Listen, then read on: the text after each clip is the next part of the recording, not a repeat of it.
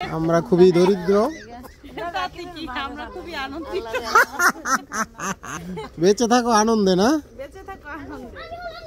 অন্ধকারেও পৃথিবী অনেক সুন্দর হয় যদি অন্ধকারটাকে আসলে ভালোবাসা যায়, যদি বহু সুন্দর তাহলে অন্ধকারেও দেখা যায়।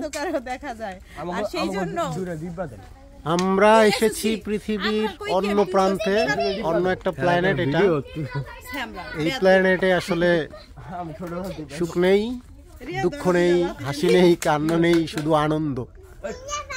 কেমন আনন্দ আসলে এই সমস্ত জায়গায় যারা থাকে ঠিক তারাই অনুভব করতে পারে। সৌন্দর্য কেমন হয়, চাহিদা কত অল্প হয়। ঢাকা থেকে একজন চলে আসছে এখানে, আমাদের এখানে ইউটিউবার লাইভ, এবং রান্না বান্না হচ্ছে, সবাই দেখছে। কুকিং কৃত্রিম আলোর মাঝে প্রাকৃতিক রান্না বান্না। ফ্রেশ ফিশ, ছোট ছোট ইলিশের বাচ্চা। এই না মোটামুটি বড় আছে, একদম ছোট না। এই আবার ঝাটকা কইব কি খাবা।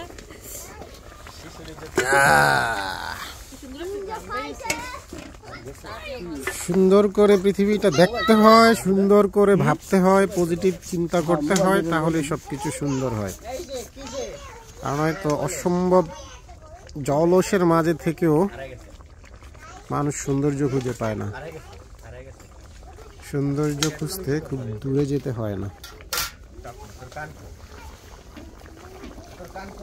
এখানে এসে আপনার অনুভূতি কি?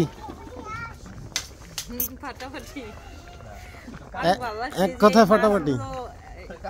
একটু আগেই ধরে নিয়ে আসছি ইলিশ মাছ, এতগুলো রান্না করছি, আর হয়েছে যে একটুখানি রাখছি ভাইজা খাবো এই জন্য। আচ্ছা, তো এগুলো হয়েছে কি একদম জেতাই ছিল মনে হয়। ঠিক আছে,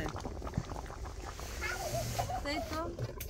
রান্না বান্না কেমন আনন্দ ফিল হচ্ছে? পুরো এই জন্য ওই চুলায় রান্না করি না, এই চুলার নাম হয় তারপর রান্না করি। আমরা খুবই দরিদ্র। এই যে সবাই দর্শক, এই যে আমি নিনজা রান্না শিখতেছে, এই যে রান্না সবাই শিখতেছে না ভাবি, রান্না শিখেন না। আকাশে অনেক অনেক অত বড় একটা চাঁদনি পশর, সিম গাছের বেড়া, না এটার কি যেন বলে, মাছা, হ্যাঁ জাহা, জাহা, সিম গাছের জাহা। জাহার ফাঁকে জ্যোৎস্না আসে, নেমে পড়ে রান্নার মাঝে।